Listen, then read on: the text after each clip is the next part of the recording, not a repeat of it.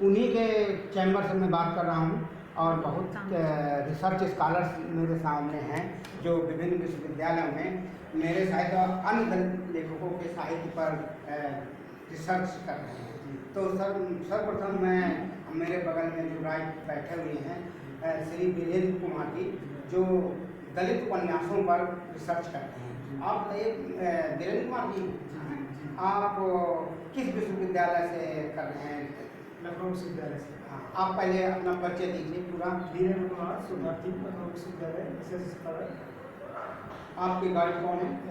Doctor T P. Rai. अच्छा, T P. राय। आपका topic क्या था? 21वीं सदी के प्रमुख हिंदी उपन्यासों में दलित चिंतन। आपने कौन कौन से उपन्यास किए हैं? उसमें प्रमुख रूप से सुबहकांड है, कटल कानून है, और डंक है, और भवन है, और ये वीरांगना झुकारी बाई, और कई उपन्यास। अच्छा, ठीक है। आपने कई उपन्यास दिए जिनके आपका रिसर्च है। तो क्या पोजीशन है? कंप्लीट हो गया सारा कोर्स के भी? ये बस अंतिम है, 1 महीने के अंदर कंप्लीट। अच्छा, हमारी आपके साथ बहुत शुभकामनाएं हैं। आप जल्दी PhD में पास हो जाए हैं और जल्दी से डॉक्टर और किसी विश्वविद्यालय में आपको प्रोफेसर बने, मेरी शुभकामनाएं हैं। अच्छा, मेरे बाएं बैठे हुए हैं श्री दीपंकर जी। अच्छा, पूरा अपना परिचय दीजिए दीपंकर जी। मैं आशीष कुमार दीपंकर, शोधार्थी, हिंदी विभाग, छत्रपति साहू जी महाराज विश्वविद्यालय। हाँ,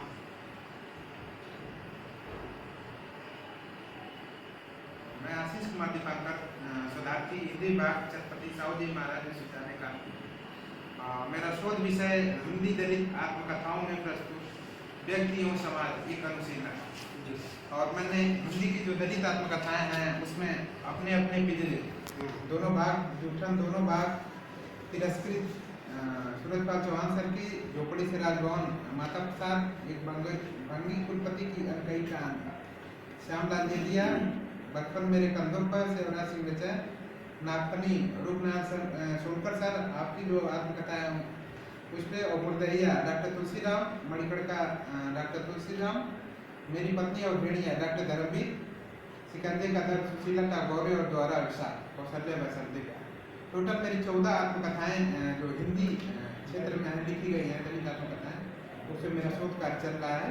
और उम्मीद है सर कि आप हमारे रिसर्च में काफ़ी योगदान करेंगे। आने के लिए हमारा बहुत योगदान आपका।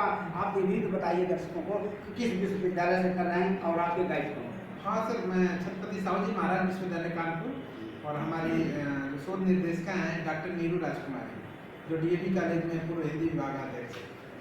अब अभी रिटायरमेंट हो गई 1 महीने पहले, लेकिन वो शोध कार्य बिल्कुल सही रूप के साथ जानकारी है। अच्छा, ये जो शोध कार्य होते हैं, मैं सभी से पूछ रहा हूँ, ये आपको हिंदी उपन्यासों या आत्मकथाओं और दलित उपन्यासों या आत्मकथाओं में क्या अंतर लगता है? सर, ये जो दलित आत्मकथा है, जहाँ तक मैं समझ पा रहा हूँ, ये दलित समाज की ये वास्तविक घटनाओं को उद्धृत करती है। अच्छा, इसलिए मैं दलित आत्मकथाओं में काम करना मुझे ज़्यादा बेहतर लगा कि ये जो वास्तविक घटनाएं दलित समाज की है वो सामने रख सकूं और उनकी जो समस्याएं हैं उसका समाधान करने का प्रयास करूँगा अपने रिसर्च के माध्यम से। अच्छा, जो ये शोध कार्य होते हैं, इससे समाज में क्या असर पड़ता है? शोध कार्य से सर अभी मतलब जो भी समस्याएं आई तो शोध के दौरान या उसके बाद उसकी जो भी कमियां हैं उसको कैसे दूर किया जा सकता है आसानी से,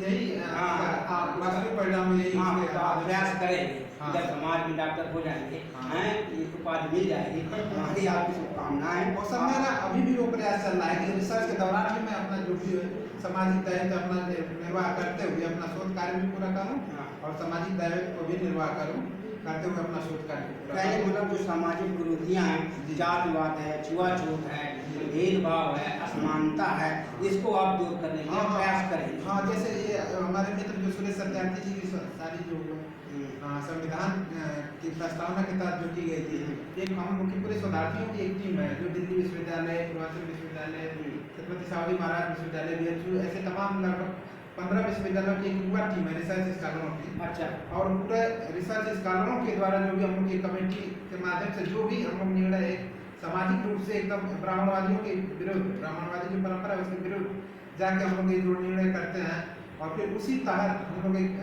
या शादी का हो या कोई फंक्शन हो और या किसी अच्छे प्रोफेसर से मिलना हो, तो हम लोग यही करते हैं कि वो परंपरा को तोड़ते हुए हम लोग एक जो मानववादी परंपरा है उसको निभाते हुए या निर्वाह करते हुए हम लोग उस परंपरा पर चले। जैसे ठीक है, आपने ब्राह्मणवादी व्यवस्था का देखो कि बिल्कुल सही है कि ब्राह्मणवाद ही खराब है। इसी तरह अब दलितों में जो पनप रहा है चमारवाद, खटिकवाद, अंगीवाद, वाल्मीकिवाद, इसको भी हमें दूर करना चाहिए। जी वही तो वो दलित ब्राह्मणवाद हो गया है। हाँ, इसलिए हमारा किसी जाति से विरोध नहीं है, बल्कि उनके वाद से विरोध है। हमको सभी को ये बात सोचनी चाहिए कि हम इस बात पे काम करें, हम वाद हटाएं। जात विशेष से हमको कोई घृणा नहीं है। महात्मा गांधी और अम्बेडकर भी कहा करते थे, समझ में आ गई? हम ब्राह्मणवाद के खिलाफ हैं, ब्राह्मणों के भी खिलाफ नहीं है। हम चमारों के खिलाफ, हम चमारोवाद से के खिलाफ हैं, खटिकों के खिलाफ नहीं है, हम खटिकवाद के खिलाफ हैं। हम वाल्मीकियों के खिलाफ, वाल्मीकिवाद के खिलाफ हैं। तो ये नया जो बात दलितों में पनप रहा है, जो ब्राह्मणवाद का अनुसरण कर रहा है, हमको उसको थोड़ा सा होगा।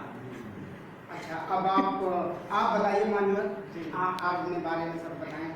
मैं दिनेश कुमार, शोधार्थी पूर्वांचल विश्वविद्यालय जौनपुर, बहादुर से पूर्वांचल विश्वविद्यालय जौनपुर, आजमगढ़ से मेरा रिसर्च चल रहा है। अच्छा। मेरी गाइड जो है वो डॉक्टर गीता सिंह, वो भी ठीक ठाक है, यहाँ से सपोर्ट करती है।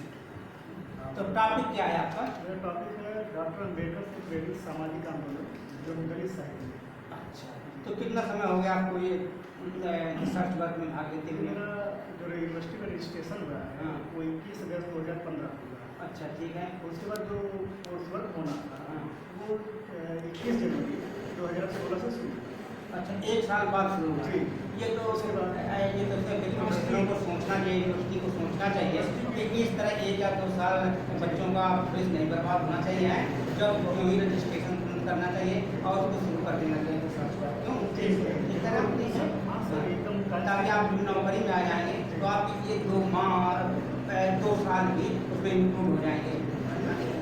हम उसी का प्रयास होना चाहिए कि बच्चों का हित देखें, समाज का हित देखें। तो आप क्या क्या पढ़ना चाहेंगे इस टॉपिक में जो भी है डॉक्टर अम्बेडकर से संबंधित?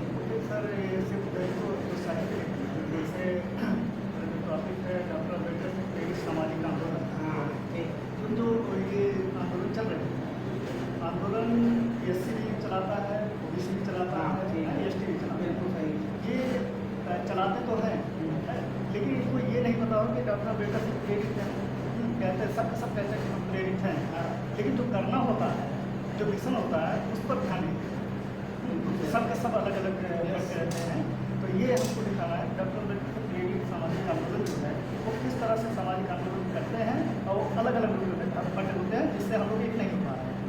मैं एक बात आपको बताना चाहता हूँ कि डॉक्टर अम्बेडकर की 22 शिक्षाएँ हैं, समझिए। उनमें मेन ये है कि ब्रह्मा विष्णु महेश और देवी देवताओं को नकारिए, मत मानिए, क्योंकि ये समाज में अंधविश्वास फैलाते हैं। लेकिन अगर आपको कोई दलित लेखक किस तरह का मिलता है जो कि इन पे विश्वास करता है, तो मुझे लगता है वो सही माने में दलित साहित्यकार नहीं है। गलत नहीं कह रहा है, हाँ, वो सही माने में अगर कोई ब्राह्मण या कोई गैर दलित इनको देवी देवताओं को नकारता है, समझ गए, तो और ये समाज के उत्थान के लिए कार्य करता है, तो मेरा मानना है कि उस पर भी काम होना चाहिए।